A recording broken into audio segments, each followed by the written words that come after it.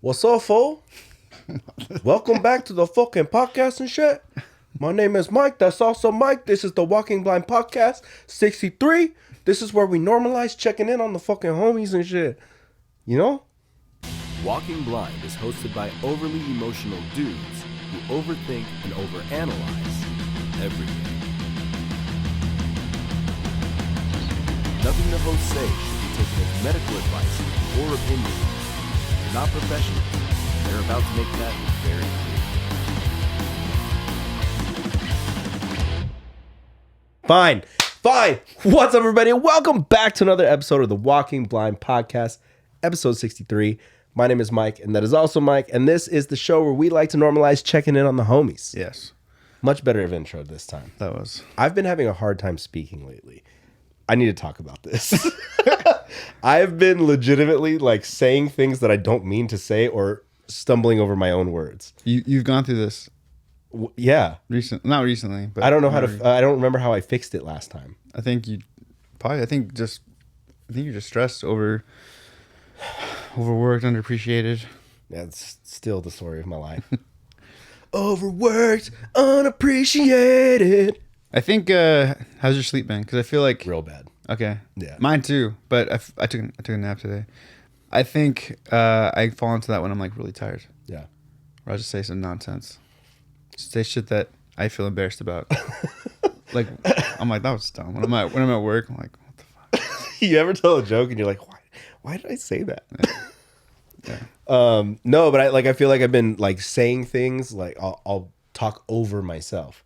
Like the sentence or that I'm like now, the sentence I'm trying to get out, I'm already thinking to the next sentence I'm going to say. This is the first one. Do you want it to be like a better sentence? You're like, No, that one sucks. Let's try this one again. Like I'm just doing takes. I don't know. see what sticks. Yeah. It's a little bit weird, but I guess we can jump into our pre-programmed activities, which is start with the mental health check. Mental health check. Our mental health check is where we like to check in with each other weekly to see where we're at mentally. That way we can see like if there's anything that we're doing, any coping mechanisms that are helping us, and if we're struggling or in a funk, maybe what are we not doing? What are we failing to do? So who wants to go first? I'll go first. So, I mean, there's not much other choices here, and you didn't seem to want to go first. So, I have been stumbling over my words. I've been sleeping very shitty. Overall, like my mindset is still positive. Like I still feel like I have a goal in mind right now, and I have a plan to execute that goal, and just kind of getting everything in order. But I just feel like there's just complete chaos going on around me that I'm trying to reel in so that like I can move forward. But yeah, I've been I did start like, other than yesterday for the Super Bowl, I started eating better. I started kind of getting back into that training mode. Like got up early this morning. I was up at like 4. Didn't do a full workout, but I got up and like moved around and shit. So I'm just trying to get back to the point where I can sleep well and then train my body to get up early again and start working out, because a couple things. One, we relived that old Mikey Diamonds video when Noe was here last week, and I was like, yo, I was in so much better shape back then than I am now. And then two, I keep walking by the mirror naked. And it's just, or I also keep catching myself in the mirror in like very compromising positions where I'm like, oh gosh, like this has gone too far. And I noticed, you guys have probably seen the progression. I've gotten bigger on the show because I've seen it across the episodes, right? But like I feel flabby under my arms. Like I feel the man boobs continuing under my arms, and I'm like, oh, I gotta get movement going again. So I just, I know I've talked about it a gazillion times, but I finally like in my head have solidified. I have to, like, I'm back to tracking my calories for the day. Like I'm tracking my meals, everything. Like You mentioned a number thing. Is that what number thing? the 70? Was it 75? Oh, the 75 hard. I was gonna do 75 hard. I'm taking. So here's the thing. I'm setting myself up for failure if I start it right now because I don't have 75 days before I leave to Costa Rica. Right. But I'm going to implement a lot of the ideas from 75 Hard. Like I'm going to try and like Mondays aside because we record at night.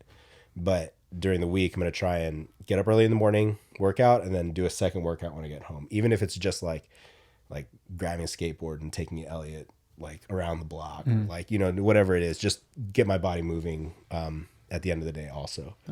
So, and then like, I'm not following a strict diet plan, but I am like counting my macros and back to tracking meals and stuff like that. So just trying to make healthier choices, trying to like get myself in the right headspace. Cause yeah, like, like we joked about it, but the fact that my girlfriend is trying to get abs for Costa Rica and I'm just trying not to have my belly hang over my shorts is kind of like a big indication of where we're at.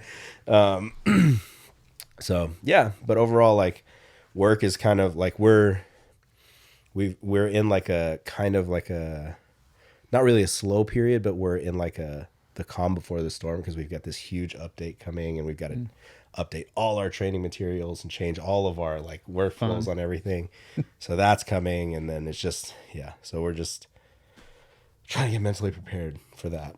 But yeah, other than that, you know, I'm chilling. Chilling. You know the Rambo picture? Have you seen the Rambo picture where like he's using the big heavy machine gun, but they photoshopped the machine gun out and it's just him giving the thumbs up? He's all battered and bruised, but he's like that's how I feel, right? Like I'm in my head, it's still positive, but everything's crazy. But yeah. Or that dog meme where he's like, it's fine. Yeah, and everything's burning. On fire. Everything's fine. It's fine right now. Where are you at? I feel like I'm doing better just based on the fact that this week I was able to get, I was moving, I was able to do more of my jump roping, not as consistent, which is a little bothersome because I feel like I need to really get on that, especially with what's coming up. You've got more coming up than me, realistically. But, yeah. We need to do it together. I know. We should maybe Monday nights when we fill the podcast, when we're done, instead of going out to eat and get a delicious dinner, we work out. Jesse's like, just I didn't sign up for this shit. Yeah. He throws his headphones down. Sit your own damn shots. Man. Yeah, I wish you didn't work so early. I know, because I'd be down to like meet at the Riverside 24-hour fitness workout with you, but you're yeah, and I'd be down to like drive out here. Yeah, but I can't do that when I clock in at 5 in the morning. Yeah, that's a little rough. Unless you just spend the night with me, and then we, you know, just hang out in the morning. Just hang out in the morning, so we can wake up at like 3:30. Yeah. Get up at 3 so we have enough time to like shit and, you know, get ready for the day and do all that stuff and then go to the gym. That way you're not at the gym like, I'm about to shit my pants. Dude, I don't want to get... Oh, yeah.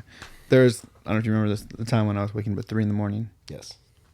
Just to get homework done, school done. Yeah, but you were in a different mode. Yeah, completely different mode. But, yeah, so, but I did, one of the big thing, no, it's weird, man. The big noticeable difference for me is singing. Mm-hmm. So I sang quite a bit this week because I was kind of getting myself ready to be able to record this weekend, which didn't work out for me, but I know that I think Gerald got to record a little bit, which is good. Sick. And so I'm okay with that because I feel like just the longer, like going into next week, I think my voice will be even stronger. And I purposely saved my harder songs for the last part. So, are there any cool breakdowns that I can come in and jump in on? There is a part. There's a part. Just saying, you know. Not necessarily a breakdown, but it's got more of a. It'd be cool. My thing whenever I think of get any kind of guest vocal or whatever is when there's a part that comes up and I'm like, it's not way cooler without me. That too. Yeah. Well, I can't have the like, I don't want to do that. Yeah. Because then that'd be like a huge percentage of any breakdowns. Yeah. Anything heavy that you do. But my thing is always like, that would sound cooler if it wasn't my voice. That's me on every song. Every song I write. It'd be way cooler if somebody else performed this. I still hold and say you gotta do more of that rappy. I don't know what to call it. The rappy heavy stuff. Yeah, I thought that was cool. So yeah, but yeah, jump rope. It's gonna definitely take a big. I kind of like the idea of doing a workout in the morning, doing one in the evening. I think what I might try to do, which I hope I can do, because I feel like if I do this, I'll be set. Which is do either or: jump rope in the morning, run at night, or run in the morning, jump rope at night. Yeah, I even something as small as like walking, right? Throw on a like weighted vest and just walk. I do that. I've been known to do that. I know. We talked about my kitchen. Yeah. Yeah. So yeah, singing's been super helpful for me. It's a nice. I just feel better. Something about singing. It's always been helpful for me. And then my eating, kind of shitty, I guess. But hopefully I'll get back on track with that. I think once I get the big thing for me is jump roping. I feel like once I get that, that'll affect my eating. Yeah. My singing affects my mentally how I feel, which I wish would translate to better choices with food, but it doesn't. Yeah. It's also tough because like you tend to like make extreme changes when you like, all right, cutting out no sugar. Yeah. And you're like, there's sugar in everything, dude. There's sugar in bread. So like that gets a little dicey, Yeah. but you know, if you got the mental toughness to do it, dude. I know. I was saying this today. I was saying literally this morning because one of my coworkers is doing the 75 thing, and so What day are they on? I don't know, maybe 2 weeks. Because it's like, it's more of a like mental toughness thing than anything else. Yeah. Well, and I was telling her like how disappointed I am in myself, because a truth that I just can't deny is when I cut sugar out of my life, I'm at my optimal, like mentally. Really? Yeah, dude. Like my thinking, my motivation, everything is like so clear. I'm like less stressed about things. But like knowing that, I don't do it. Like I'm not doing it now. I mean, maybe just cut out processed sugars, right? Gotta cut it all out, man. Like you can't, like fruits and stuff like that are cool, like, but it's the highly processed shit that you should try and stay away from. Yeah, that's like watching an interview with a singer from Cro-Mags, and he was saying about how I forgot what the topic was. He was talking with Joe Rogan about veganism, and he because Joe made a point about how like it's not healthy, and he was really I forget his name, guy from Cro-Mags. He's really quick to say, he's like, yes, not all vegans. He's like, I know vegans that are very unhealthy. I know vegans that have diabetes, and he's like, I should say that for me, I do nothing processed. Nothing's been touched with pesticides. Everything's natural. I do natural foods. Yeah, that's the veganism I do. And that's like what Karima tries to do. Which, to me, like when I see like the way she cooks, like you see the meals that she puts together, it's like, oh, okay, this makes sense, because it's not just like our version of vegetarian is like, okay, we're just gonna buy Morningstar. Yeah, tons of cheese. Yeah, tons of cheese. Tons of salt. Yeah, okay. Have you had the veggie loaf? Like Probably. The vegetarian meatloaf that they serve, Probably. That they have, it's like a fucking brick of veggie meat, but it's so much sodium. Oh yeah, so delicious. Yeah, but at the same time, you're like, you're just like, this isn't healthy. Yeah, it's not healthy. You're just not eating meat. At this point. Just a meat alternative, right? So, yeah, yeah. That's like our growing up vegetarian. It's like we had like high blood pressure. Yeah, like what? Yeah, but. Anyway, so yeah, that's where I'm at. How did your little talk go, dude? Like you preached in front of the school of social work. So I was asked to speak for one of the classes in the social work department, which I was very honored to do. And I'm not gonna lie, I was pretty terrified, to the point where I didn't tell anybody. You told us. I told you guys like the day before, I think, right? Yeah, something like that. Yeah. And so it's funny, after I did it, my mom's like, "What?" I can see your mom showing up and I just know. being in the back of the class. Part of probably why I didn't say anything. And so yeah, they asked me to speak. It's cool because they're coming up on like I think the week that I spoke and the following weeks, they have like a paper due on. And also my allergies been crazy today, guys. Sorry, anyone who's seen the video side of this. And so they're just doing it on like kind of like alternative types of social work, and kind of finding ways to insert yourself or find passions that like things that are your things that are more in line with you and how you can make that work towards helping. And so they brought me on and they asked my professor. She was really cool. She's like, I want you to speak on the bragging rights. I want you to speak about your podcast. Like that's what I want them to hear. I want them to hear that those are passionate things that you've turned into a form of social work. And so if any of you came here from that seminar, if you will, that TED Talk, my TED Talk, because I know Mike did pass out. I did, yeah, business cards. Mm-hmm. Welcome. I'm sorry, this isn't what you expected. Yeah. It was so cool. Like, and I forget I appreciate so much the whole time we were in that program, like we had to ask questions. Like it's one of those things where we had to ask questions because as you later on become in that world, when someone brings something to you, you want to get as much information as you can. You want to ask the right questions, and so I was just so like refreshed with like the questions they're asking because they're super practical. Right. I even talked about my old job. Oh, you did? Yeah. Ooh. Yeah, and they wanted me to talk about like why I quit. Did they ask you any questions that like sparked some thought to apply to your own like path with social work? Yeah. I mean, it got me more excited. I had to get on the ball of doing getting like pamphlets together for the MBR shows. Something that we've kind of put on the background a little bit. Yeah. I have like a whole like a thing that's dedicated to it, and it has like 3 things on it. Yeah.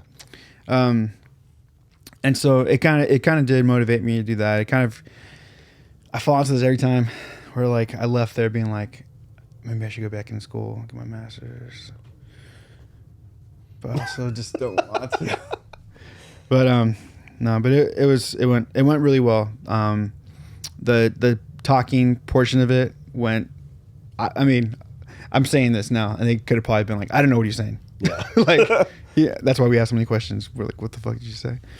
I thought it went well, and then the Q&A part was fun.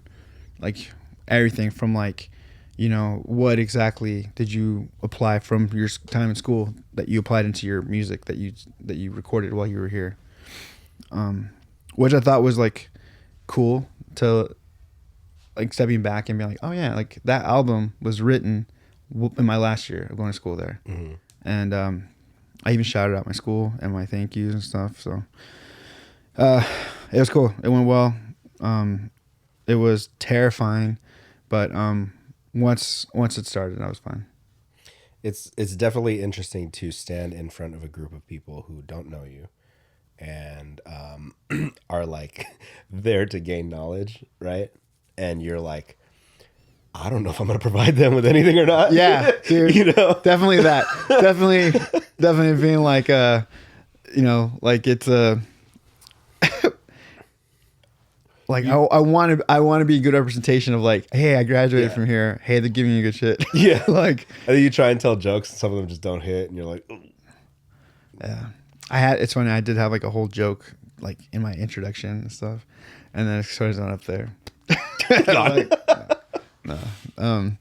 I did one girl kind of did get a little misty eyed because she was asking me about like the population that I worked with at my last job and told her how they're mostly foster care kids, and then come to find out she was a foster care. Yeah. And so cool that is cool. She had like a good apparently had a good impact on her for her to want to come back and do social work.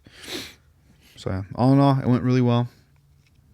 But I kind of wanted to talk about something more important. We're in the presence of a Super Bowl champion. We are in the presence of a Super Bowl champion. Jesse happened to draw the Kansas City Chiefs, along with The Lord was on my side. Some may say the Lord was on his side. some may say the Lord was on your side. Because if it wasn't for that, and now I had no skin in this game whatsoever, but if it wasn't for that, if that one real hell of a long punt return, and then that stripped, the holding call, and that stripped ball and fumble, it could have been a completely different game. Because and what I would say is this, like, as somebody who just has always casually watched football, like, on and off, don't really care, have a favorite team because that's where I lived. This was a good game. Yeah, It was a good game. It was a good game. It was exciting. I enjoyed the script on this one. Yeah, I really liked what they wrote in this for this. Great script. But shout out to the winners of our Walking Blind Picks. Walking Blind Picks. First annual Walking Blind Picks. Also, shout out to everybody that did participate. Yeah. Because that was fun. Yeah. I know I'm so bad at the the group chat, but every now and then I'd chime in with a little like shit talking and then disappear. Yeah. And then vanish. Drop a bomb, walk away. And then I'm out. I like that in the game that you were trying to use shit talk, and then the whole shit talk would go out the window because Batman. Yeah, I want to. I don't want to gloss over the Super Bowl thing, but I'm so excited about the Flash. Did you actually watch the trailer? Yeah, dude. Dude, you didn't actually watch the trailer. You got to watch it. Oh my god. Oh, you like the trailer, Jesse? You only saw. I didn't watch the Super Bowl. Okay, so well, I'll have you watch it after this because you have to see it. But dude, like this, I've been excited. I've been excited about DC movies just because I'm a way bigger DC fan than I am Marvel. But holy shit, like the fact that they're doing like an adaptation of Flashpoint Paradox, right? But the way that they're going after it, I'm like, yo. And then like I won't spoil anything for Jesse or those of you that haven't seen the trailer yet, but seeing the cameos in this trailer alone, I'm fucking in. Like this is gonna be the movie of the year for me. If it's anywhere as good as like what I think it's gonna be with this trailer, this is a very, very good start for DC. And then if James Gunn can pull in the reins and take it from there and continue to put out shit like this, we're gonna have a hell of a universe that they build. And I like that we truly see it's a multiverse. Yeah. Plain and simple, it's a multiverse. Out the gate, it's a multiverse. Yeah. There's without going, it's, I guess we're not doing spoiler stuff. There's the line of like, you've changed everything. Yeah. Like they say it. I don't know. I was like, oh. And his reasonings for changing everything make sense, right? I mean, obviously they make sense in Flashpoint, in the comics, like Jeff Johns wrote a hell of a story with that. But like seeing this, the way that they're doing it on film, it just looks, the Flash suit looks fucking awesome. Yeah. The other suits that we see look fucking awesome. Yeah. Yeah. I'm excited. Like I haven't felt excited like this for a movie in a while. So yeah, I think that definitely easily kind of took the Super Bowl as far as the commercials go. yeah, Because the Guardians one was good. Yeah. I don't know if you saw the extended one on that. I did. Yeah. It's good. Saw the Fast and the Furious trailer. No. The ad that took the Super Bowl was that Fubo TV one where the ad looked like you changed. Dude. It was a fucking ad, dude. That was weird. It fucked up everyone. We were like, what? Like it just made it look like somebody sat on the remote. Like there's this ad. It looks like somebody sat on a remote. It was scrolling through the different shit to watch and then went back to the Super Bowl. And I was like, what? Yeah. What the? And then when we realized, we were like, good shit. Yeah, well Okay. Well played. There was like a Yahoo article that was like, everybody's dad freaked out at this ad. Dude, we were all literally freaking out because we were like, someone's sitting on the remote. Yeah. I thought Elliot had it. Oh, dude, it was like a fucking hurricane. It's like, yeah. That was good. I will say the Indiana Jones one looked cool, but the one that I was like excited about is Air. Is that what they're gonna be calling it? Just Air. Yeah. Sick, dude. It's gonna be so rad. Matt Damon and Ben Affleck. Whenever they're on screen together, those movies tend to be generally really good. Yeah. So Excited. I'm curious. Are they gonna? Because they kind of. I feel like they have one shot of Michael walking. they're gonna show Michael, but I feel like they're holding off on that reveal until later. You know, because they do have the one shot from his back, and you're like, oh, it looks like Michael. It looks like Mike. But which is cool. I forget that Nike took a shot, and Jordan took a shot on. Jordan was supposed to sign with Adidas. Oh, really? Yeah, he was going to sign with Adidas before he decided to go with Nike. So I hope they talk about that whole thing. Obviously this is based on what happened, but it's not the exact telling. They got to make it dramatic and shit. And you know what's even crazier about that, which I loved about? Did you ever watch Showtime, the Laker thing? No, I didn't. Oh, dude, I didn't. I heard it was great. It's so good. You don't even have to like basketball or the Lakers to enjoy it. I think it's because it's just crazy. But there's a part where they're talking to Magic in the show, and it's him passing on because they originally went to him first, and him passing on that Nike deal, and he says this will go down as the biggest business regret of my life, and it says like how much he's made total with where he's at now, and it says what he would have made, and it was something like he lost $2 billion. Jesus. But, what are those numbers based on, though? Is that based on just cold, hard numbers that Nike would have given him? Or is that based on, like, well, this is how Jordan performed, so if you'd have taken that deal, you'd have gotten this? I don't know. Because that's kind of like, yes, he's a legend, he's great, but, like, the impact he made on the game wasn't the Jordan impact. You know what I mean? Yeah. So you can't really translate numbers in that way. But Nike was a big part of that Jordan narrative. Well, true, yeah. The pushing of the narrative, pushing him in the Because then, what if that kind of attention, Nike got Spike Lee to put on Magic instead? Yeah, true. So, but then again, still, I don't know because, I mean, like they did a breakdown of like, because I'm forever a LeBron hater. Excuse me. Numbers don't lie, man. Yeah, but like, so, and they also said something about how like, Jordan, you're not slick. We see what you're doing. Every time LeBron does like a achievement, a feat, something Michael Jordan drops, right? Like the last time LeBron, I forget what happened right before The Last Dance dropped. And then everybody stopped talking about LeBron. They're all talking about The Last Dance. And then now LeBron breaks this record, like all-time point scores.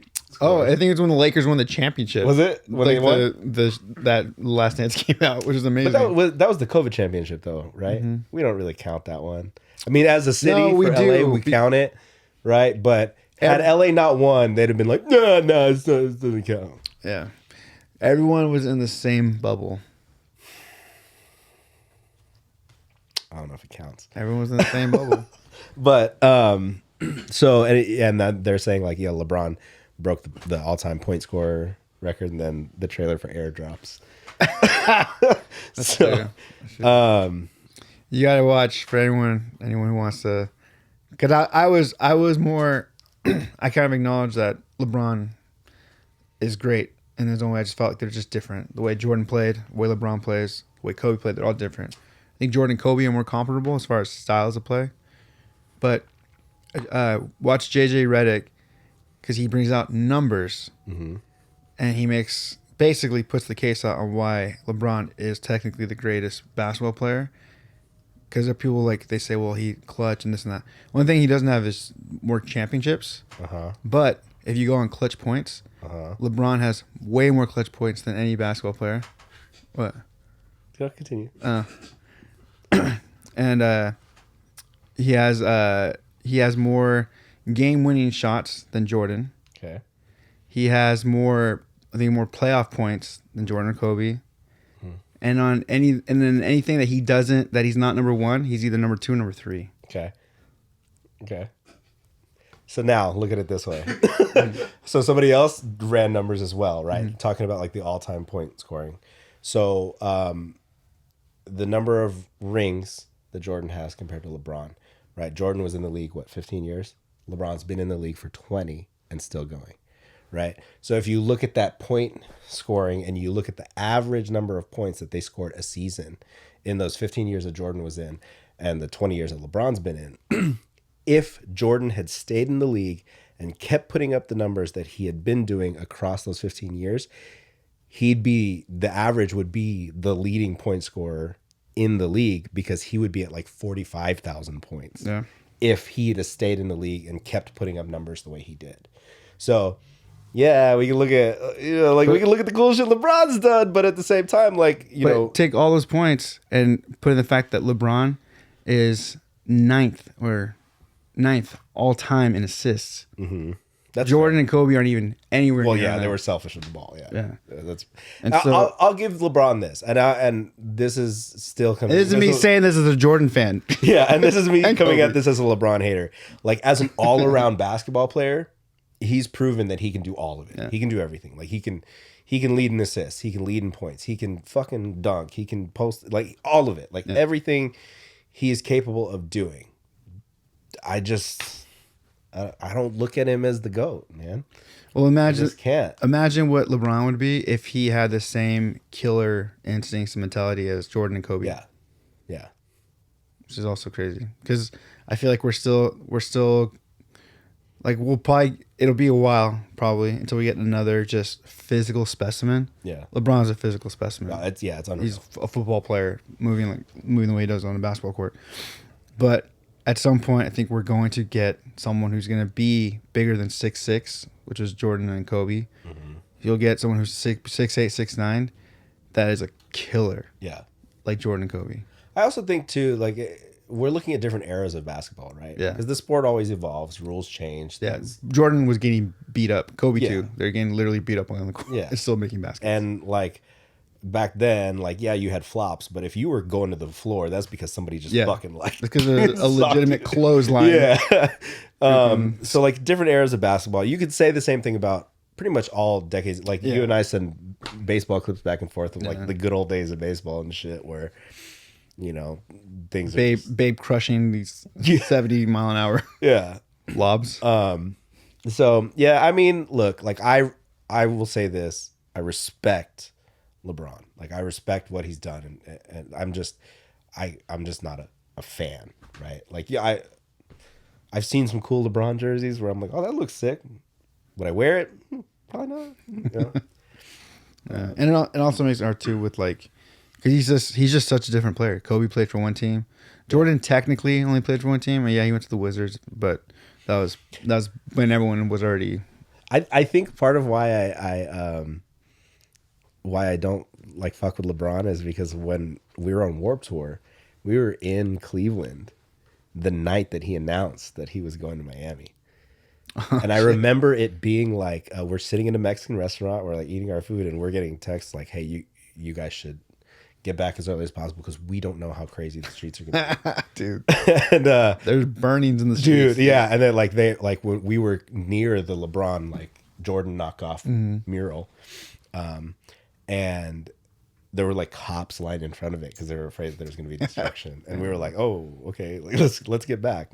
But I remember sitting in that Mexican restaurant watching the little TV where he's like, I'm taking my talents to South Beach. And I was like, you're selling out, LeBron.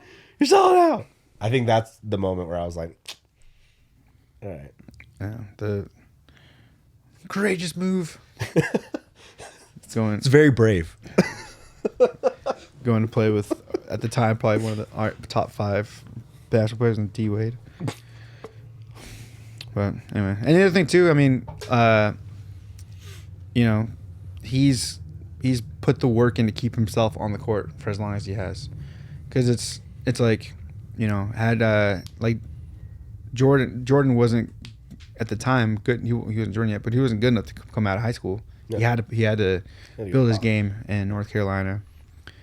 Kobe had Kobe not been hurt, it's kind of it's hard to say how long he would have played. I'm also curious to there is an argument saying that with both Kobe and Michael, like, do you have either one of them without Phil? Both had just elite. Yeah. Dude. Elite coach. And then look at LeBron's coaches. He's been the coach. On every team he's played on, he's had a nobody coach. Yeah, I'll give him that. He never had a good college coach. It sounds to me like you love LeBron, but I'm just... I'm just a facts. Let's leave that where it is. I'm just a facts person. I am good with being wrong. If something's wrong, I'm not gonna keep being wrong with it. Yeah. The only thing that doesn't matter for me is being an Angel fan. I think what it's going to boil down to is any conversation, any topic of like who the GOAT is, it's a matter of opinion. Yeah, or era. Yeah. It should just be era, opinion. Like, you know, you don't argue that Tom Brady is like one of the fucking greatest of all time, but you also, a lot of people don't like Brady, so they'll never admit that he's the GOAT, right? Yeah. Well, there was that thing I sent you guys about the whole like that guy were like shitting on Brady and saying why he's not the greatest quarterback. Yeah. I mean, well, I have since we kind of like weaved all around town on this on these topics real quick. Jesse won the Super Bowl. So congratulations, Jesse, James, and Justin. Yeah, congratulations to the Chiefs here. Speaking of alternate timelines, because I was going to lead into this with the Flash, I have 2 alternate timeline or alternate reality things that I want to pose to you. So I asked you earlier how you felt about How I Met Your Mother, right? The TV show. So there's this like little idea here to put in your head. So, and I got this from some random TikTok page, but for How I Met Your Mother, it says that every story that Ted tells in How I Met Your Mother is not actually how it happened. It's just how he remembers it happening, right? So that's why all of Ted's girlfriends are super hot, because he remembers, in his opinion, they're hot, right? It's why Ted and Marshall can afford this insanely great apartment, because in reality, it probably wasn't that big or that nice, but they're just like, fuck yeah, we got our own place, right? And then why Barney was sleeping with a new woman every single night, because he's the ladies' man in the group. So Ted he's like, you know, he's a ladies' man. So basically, that series is kind of a lie, because Ted's just remembering things differently how they happened. He's basically an unreliable narrator. How do you feel about this? I mean, I'm okay with it, because I enjoyed the series. Enjoyed the series. Enjoyed. How'd you feel about the ending of that show? All of it was just to get to the one girl. Yeah. Well, I don't know. It's that weird with me, just because I wish we would have had her be more of like the show, because Ted's had other girlfriends on the show that I would have, like, I think you go to like more. And then something that I heard kind of early on is the writers always had their contention or whatever, or their like backup plan in case they got canceled or the series is going to come to an abrupt ending. Their thing was, if that should happen, then it'll be the current girlfriend that is in the show now. Makes sense. And so I don't know what season I heard that in, but I remember hearing that and being like, oh dang, well, that'd be cool if it was this girl. Yeah. I don't know. I think it was cool to say that like Barney would ultimately meet the girl of his life, and it was his daughter. You know, I thought that was cool. But at the same time, it just felt weird that like he didn't end up with Robin in that way. 'Cause it's like this whole thing is based on Robin, and in the last minute the kids are gonna be okay with like, you know, oh yeah, our dead mom, but like, but Aunt Robin, be with Aunt Robin. Sounds like it's been her the whole time. It sounds like you never cared about mom. Like that's how it should have gone. Yeah. As I'm speaking this out loud, like, I don't know. So I guess that's my. Well, strong feelings. Well, this one's a little more out there, but this one might fuck you up a little bit.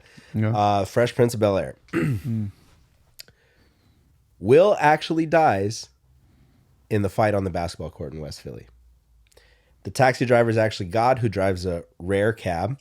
He takes Will to heaven, where he works out all his issues with his wealthy aunt and uncle. Will only sees his mother and father on special occasions, because that's when they come to visit him in his grave. Oof. That's like, looking back, kind of reliving some of those moments. That's wild. Dang, that's cool. I like that. It's kind of a cool little concept, little take on it. I wish I would have been prepared for this because I would have sent you the Fight Club one. Oh, where it wasn't ever actually Tyler Durden or whatever? No. That everyone thinks that the big twist is that it was in his mind, but that the actual story is a man who discovers he has testicular cancer and is dying. I can't say that. Testicular. There we go.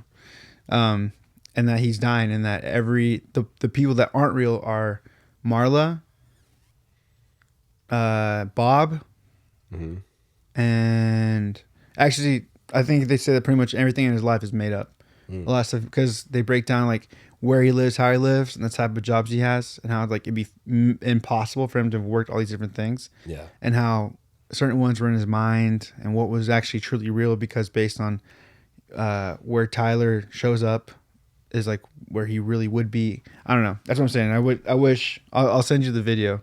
Okay. Because it that one kind of fucked me up, because I like the way it was, the way it was written. Well, did you ever hear or read the one about Batman, where the idea is none of this is real. He's just a patient in Arkham. In Arkham? Yeah, and then like everything that is going on, like Harley, she's just one of the nurses that attends to him. Like, you know, the Joker is just somebody who's like crazy, maniacally laughing in one of the other, just another patient in Arkham. And like, it breaks down all the characters on why they would just be a figment of his imagination.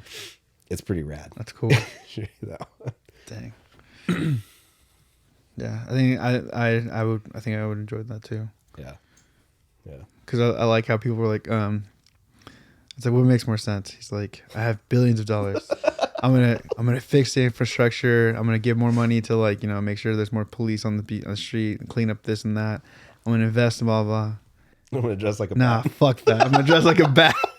beat up criminals. Oh, you see that? There's a meme that says, like, with Bruce Wayne, he's like, hey, Alfred, I'm really going to save the city. I think it's to say what? Alfred, I'm going to save the city. And he's like, oh, all right. How would you like to do that, sir? Dress me as a bat.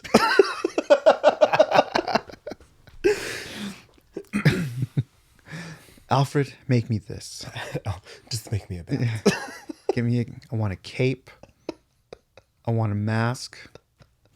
And I want gadgets. Gadgets. I've got gadgets and gizmos aplenty. I got oozes and what's it galore.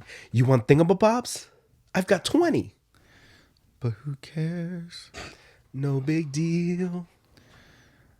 I want more. All right, let's jump into questions. Yeah. Okay, so I had before we get into the questions, I had some topics. We don't have to go into too long on these ones. One of them, we've kind of discussed this, but is there a moment in your life where you double booked yourself, and it was we'll just say catastrophe? A catastrophe, no, but I've definitely kind of like made some friends or family or girlfriends mad because I had other things that took priority. You know, but nothing that was like that wasn't easily fixed. Cool. But I hear that you recently had one. I had a pretty good one. So normally, this is what should, I'll tell you how it should happen. So burn stick. Let's not talk about what should have happened. Let's talk about what happened. No, I'm not talking about what should have happened. Let's talk about what actually happened. So basically, it sounds so much worse. So basically, and I don't want to use the fact that I was literally sick. And so when I got asked, MBR was asked to play on April. We have a show April 7th. We were asked to play April 8th in Las Vegas. Mm-hmm. And so a Cycle's 10-year. Taken to Vegas. In Vegas. Yeah. Which, as a band, we're very open to, like, if someone wants to be like, hey, we'd love to have this show here, we're very open to that. So to have it in Vegas the next day, I was like, oh, yeah. Especially to have it consecutive when everybody's already together, mm-hmm. right? It's not one-offs. Yeah. And so, and it was early enough that, like, we haven't booked flights for everyone yet. And so we're like, oh, we can make this happen. And so I was asked, we were all asked, hey, would you guys be open to playing Vegas on the 8th? And so we were like, yeah, sure. Like, works for me. As easy as that. And that's what it was. Boom, sent it out. And then very quickly, we got a flyer for it. And it's like, hey, let's start promoting. We can start promoting it. Cool. And it was announced. Throw it up on the thing. So backtrack to like weeks, or maybe it's probably been a month, maybe a month. But Burner State had booked a show on April 8th, which we had all agreed to do. And it was, it's dicey in the sense that our album should be done by then, but we don't know when we're actually dropping it. Mm-hmm. And so it just seemed like a safe enough distance, April, to be like, this is a good show, regardless of if the album drops or not. Yeah, and if it doesn't, then it's fine. But if it does drop, this is a pretty decent show. It's in Marietta, so we could do Marietta and then still do something in Riverside, whatever. And so Burner State had a show booked also on April 8th. And, they didn't say anything. Didn't say anything to them.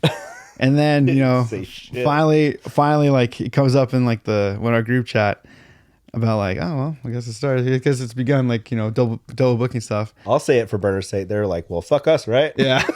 Yeah. Dude.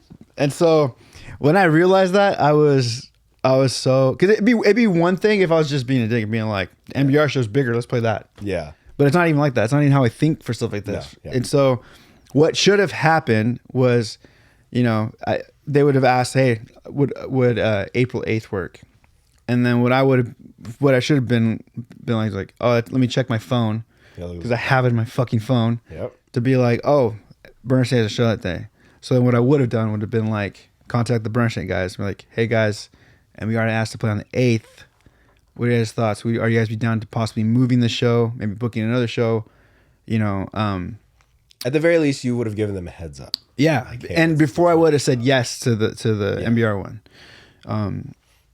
because if it really would have been that much trouble, then I would do the Burner State show and then maybe move the Vegas show to Sunday or move it to another day, And so, anyway, but it didn't even come across like that because it was just like, oh, Yeah, it just came off Not as only you did I being not a bring it dick. up to them, I already posted the flyer for the other one. I will say this though, like I was privy to the reaction from you when you found out, and he was genuinely bummed out about the way that it all happened, and I was like, yeah, you're gonna have to sort this one out, bud. Because one, it's embarrassing because it's like, Yeah. oh, dude, like, And you didn't intend for it to come off that, but it happens like that.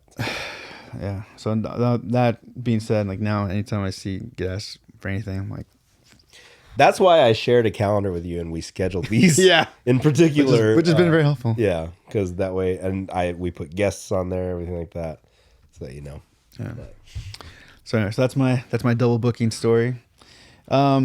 This is something that I feel like we should try to do something along the lines of this as often as possible. And I think we've definitely talked about this on the show before, but it's just basically about awareness of your body when you're feeling something. So something like anxiety. And so today I asked, where do you feel anxiety? Like when you have anxiety, where do you feel it? And well, I think, again, why I think this is very important is because I think the more we're aware of like what our body's kind of telling us, then it's easier to identify what it is that we're feeling, And so I think a good way to like start monitoring that is, for anyone listening right now, I'm hoping you're like in a pretty neutral state, or you're like in a good state. Like understand what that truly is, what that truly feels like. Yeah. I'm Oklahoma right now. Oklahoma feels pretty neutral, right? Yeah. But then if you're not, like if right now, if you feel like you're stressed or you're worried about something, then I ask you to step back and really feel that. What is that? What are you feeling? And so I guess since it's just us, do you, I don't know how you're feeling right now, if you have anxiety right now, but do you have an idea of where you feel it when you have it? So this might be too much information, but I am an anxious bathroom goer. I get anxiety. Gotta go to the bathroom. You remember Creed when he's about to go in the fight? Dude, they wrap his hands. That's such a good scene. They wrap his hands and then he puts his gloves on and they tape the gloves. And then he's sitting there and he's like, I gotta shit. Take these off. I gotta shit. That's me. Like, dude, for the longest time, I would get anxiety about shows or performing and stuff like that. And I don't think I've ever told you this story. Now that I think about it. We were playing, no shit, pun intended. We were playing, both of us were playing at Set Free in Ukaipa, right? And I had a moment where I was like, fuck, I'm really anxious. I gotta go to the bathroom, right? I went to the bathroom in the back and you were warming up in the bathroom. And I kind of busted in there and I was like, oh fuck. And then I was embarrassed. Right? I was embarrassed that I did shit and you were warming up and you're like, oh yeah, I'm almost done or whatever. And I was like, all right, cool. I just shut the door. I walked to Del Taco because I didn't want to tell you that I had to shit. And I walked to Del Taco and I went to the bathroom at Del Taco right around the block and then came back and it felt better. You could have just been like, hey man, I got shit. And I'd be like, all right, go outside. Yeah. But I was like, I was already having a little anxiety attack. And then I walk in and you're getting ready and I was like, oh no, I got it. I'm just gonna go. That's funny. I got scared. I got embarrassed. Man, I've had, I think, I don't know if I've shared this poop story. We might as well. We played a venue in Portland and it was just one bathroom and it was a big bathroom. Yeah. Stalls and urinals. But it was like a, all inclusive, whatever you want to call it. I forget what to call it. But it's an all ages bathroom. It's all ages bathroom, all sex bathroom. Yeah. And so I was like, oh god, I gotta go. And I was like, you know what, it's early enough. I don't think there's a lot of people here. And so I went. And then of course, dude, as soon as I go and I sit down, I just hear girls coming in, and they're talking and they're talking. Dude, I got to experience this. They're talking to each other while they're in the bathroom on the other side of you. Yeah. And I'm just sitting there oh my gosh. So I remember just being done and just sitting there waiting for them to leave, and they wouldn't fucking leave because they're sitting there talking. And so I finally was like, fuck it. So I come out, and then they just kind of I don't know, they're trying to not make me feel too awkward, but but also they didn't move at all. They continued to stay there. So I was like, well, one of the worst poop stories show anxiety. I was in the bathroom and it was a small, I forget where we were, small little venue bathroom, and the stall, there's only one stall and the door wouldn't lock. Dude, that's right. So I was pulling that move where I had to have one leg up to hold the door shut while I was trying to go to the bathroom, but you can't. This is not optimal, push position, right? So my leg's up and I'm just holding this thing with one leg, and I'm and then I listen, nobody's around. I sit down, go, and then put my leg back up. Do the Magneto. I don't have long arms, so I couldn't it was just bad. Anyways, that's where I feel my anxiety, the lower gut area. Yeah, mine's chest, and just I just feel all over my back. And and then famously, I used to really enjoy eating lemons. Yeah. I started off with taking a bite out of a lemon, and that usually shock your system. Shock my system. Usually get me on a different my mind on a different track. And then by the time I was getting close to graduating, I was just eating lemons, just eating whole ass lemons. So anyway, if you're listening to this now, I hope you're in a neutral state. I hope you're feeling fine and you're listening to this. But let us know where you feel your anxiety too. Yeah, let us know where you feel it. And I mean we'll go on. We'll have different things. We'll have different topics of different feelings that we have. But I think it's good to identify where things are impacting you. And then tomorrow is Valentine's Day. Sure is. So I kind of want to put out there, one, do you have Valentine's Day plans? Nope. And is there anything that stands out from Valentine's Day, good or bad? Any stories or Like any in my history of in your Valentine's history? Day? Because I have right here. I'll give you some different things. I have here. Any stories? Do you have like a go-to gift or candy that you've ever bought a girl or a friend? And then also, did you have a memorable Valentine's Day card growing up? So I have a very weird relationship with Valentine's Day because when I was a kid and we were moving around all over the place, I was always the new kid, right? And I remember being the new kid one year and like getting like no little Valentine's Day cards that I used to pass out to everybody. I remember getting them from the teacher, but like from nobody else because nobody knew me. Dang. And I just remember being like, okay. Okay. Yeah, and that just started the downhill road. To me, like, okay, it's a Hallmark holiday to me. Like, it's just made for money. Yeah. I do things like I'll buy gifts or I'll buy flowers just because if I'm dating somebody, I don't want them to feel left out, right? Like, I know a lot of people don't care, but at the end of the day, like, still, it's a day you're supposed to appreciate the person you're with, so I want them to feel appreciated. My gift for Karaima is supposed to be delivered anytime between 4 a.m. and 8 a.m. tomorrow morning.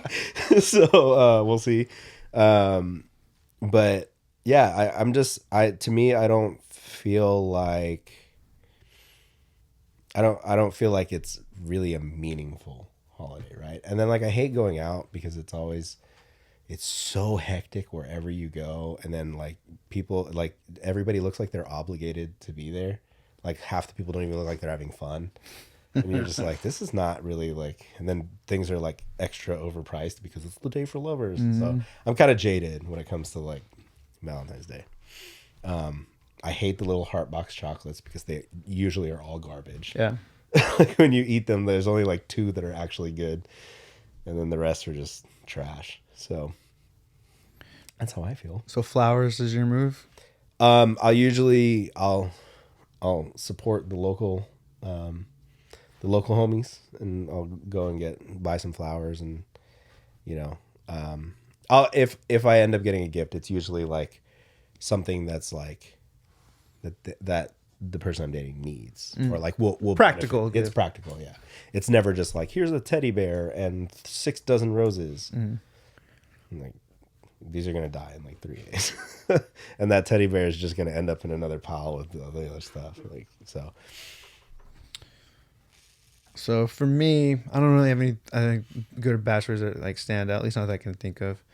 But I do know that like, especially when I was like in high school, like the pressure of like having, if you had a girlfriend, like having to do something. Yeah, and then making sure that they get something cool so they can show it off. And like me, I'm like, I still have a hard time knowing what girls want. Like I feel like if I was dating someone now, yeah. Do we ever know? I'd go the more practical route, I think, now as an adult. Yeah. But in high school, I'm like, what kind of candies?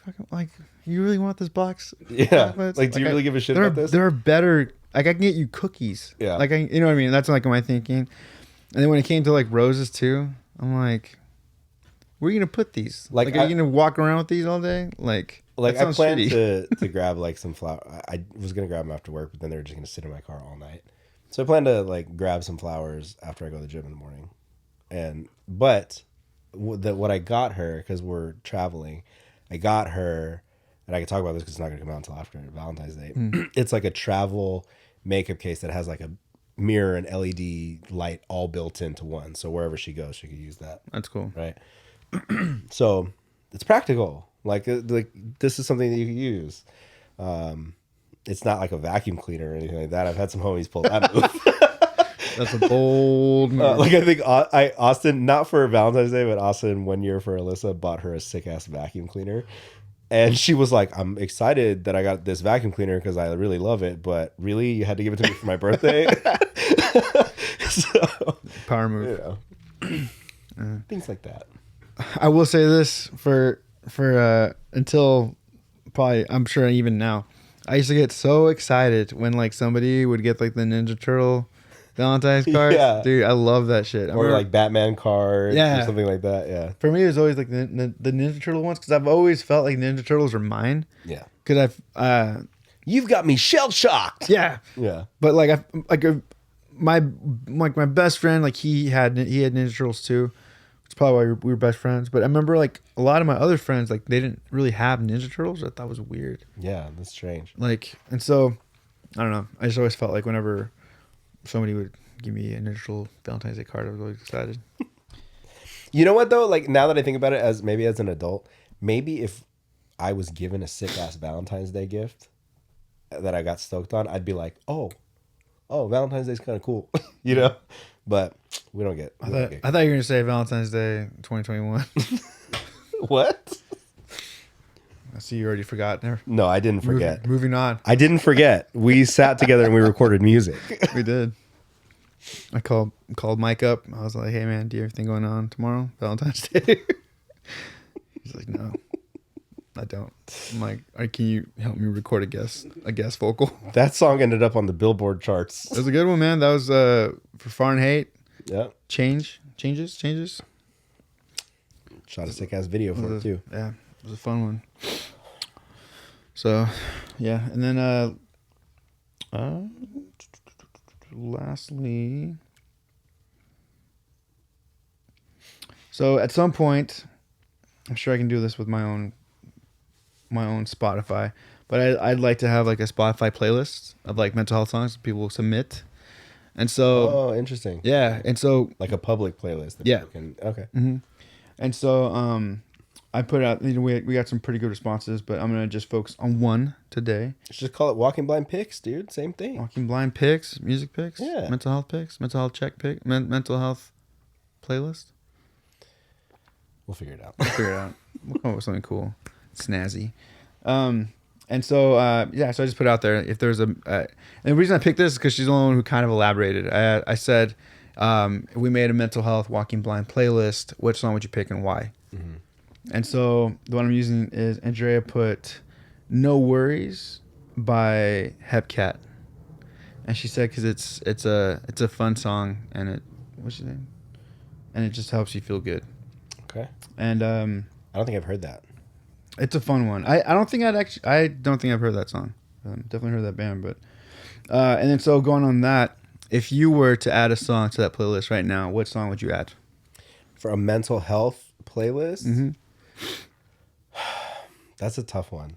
And honestly, I'd have to look at. There are a couple songs that I would probably Save them. I just need one because this will be an ongoing. So there's a song by V Wills. He's a kind of a, TikTok, Instagram rapper, if you will. But the song is called Dark Side. Dark Side. And it's kind of something that I bet if you listen to it, you'd probably appreciate it too, because it's like the lyrics are basically about living this music life, right? But then also not feeling comfortable in it. There's the chorus is like, because shit's been getting dark for me. I don't want to go home, but I'm starting to think that I'm not meant for this road. And my anxiety won't leave me alone. And so it's like, but it's super catchy. Like the beat is fucking good. Like the way he's singing it, everything Sick. it's dope. So I think that's what I would. You'd add that? That's a cool one. For me, I've a couple. I would do "Slow Down" from Ignite. Oh yeah, nice. It's because it's a great song. But I as I was thinking about it, I was going through my list because there's, like I said, there's a bunch of other songs that I would pick. But that one for me, I remember thinking of, for anyone who doesn't know, I was engaged at one point, many years ago. Many a moon. Yeah, many a moon, and there was a time when things were getting very, very crazy, very very real, and I remember that song coming on, and just completely being like, I need to slow down. I just need to sit back. I need to just relax. There's so many things going on. I don't know. I just felt like it was very, it was such a good reminder for me. And then from then on, it's kind of just become that song that it's like part of like my playlist that I need if I'm stressed or I just need some kind of like, I don't know, just a good reminder to literally slow down. Yeah. So that would be my pick. But yeah, I'd like to get this started at some point. That'd be fun. Let's do it. I'm down for that. Cool. Well, that's all I got for today, folks. Well, it's sometimes that you just gotta cut right to the chase, if you will. Yeah. I will say this though. We normally we don't thank Jesse. We just give him a lot of shit. But thank you, Jesse. Yeah. Especially for being here today, because we won't go too in depth. But Jesse got some news that was like kind of tough,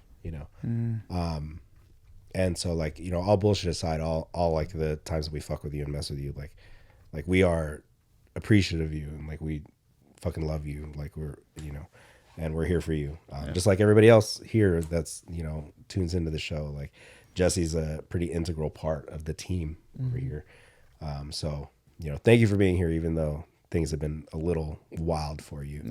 Because we definitely understand everything you're going through. So we want you to know that you are appreciated, and you are loved, and we're still gonna give you shit, but just know that it comes from the heart. Yeah. From the heart right here. I'm trying to make Jesse cry before we. He's weeping right now. Yeah, he's weeping. he's got to turn the wipers on his glasses real quick. And just remember even the walking blind community, something you can encourage you to reach out to. That being said, if you guys, we always kind of plug the email address just as like let's follow us, but one of the things when we started this show was that we wanted to hear from you guys, wins, highs, lows, and this definitely kind of falls into one of those lows, but that's really why we set up that email address, walkingblindpod@gmail.com, for you guys to reach out and talk to us. We're Mike's more professional than I am, but that being said, we're not professional. We're not licensed, but we can definitely just lend an ear, and a shoulder to cry on, if you will, and a helping hand wherever we can. So make sure you guys reach out there. Follow us at Walking Blind Pod everywhere. Before we go, and to kind of break up I don't want to end on too sad of a note. The Share the Backline dudes. I listened to your last episode. I was laughing at the do you listen to the last episode? I was laughing about the No Fear thing, and like the different brands and shirts that like, I agree, you have to earn your No Fear shirt. You can't just wear this recklessly, but because they like to take credit for the discount that we're giving on the mugs. So that I believe that promotion technically would end today when this episode drops, right? But extend it maybe one more week, just because the Share the Backline dudes don't want to let this die. Or maybe their only argument is beans. That's really the only argument they have. I came up with a derogatory term for Del Taco lovers. I called Jason or Justin. I called him a Deldo. I had some puns this weekend. You did. This weekend. It's funny. I was telling the reason I said Jason. I was telling Jason, who plays in No Way's band from last week, today. I was like, "Yeah, man, did you listen to the podcast?" He was like, "No." I was like, "Your boy No Way was on it." He was like, "Oh yeah, all right, I'm gonna check it out." What a buddy, what a homie. Good job, Jason. So, but yeah, just make sure you guys, like, comment, subscribe, do the thing. We'll keep the promotion running just because, we got a lot of these cups, so why not? Yeah, why not? Why not? Also, I just want to prove the Share the Backline dude's wrong. Yeah, that's why. Suck it, guys. All right. We love you guys. We will see you guys soon. Peace. No way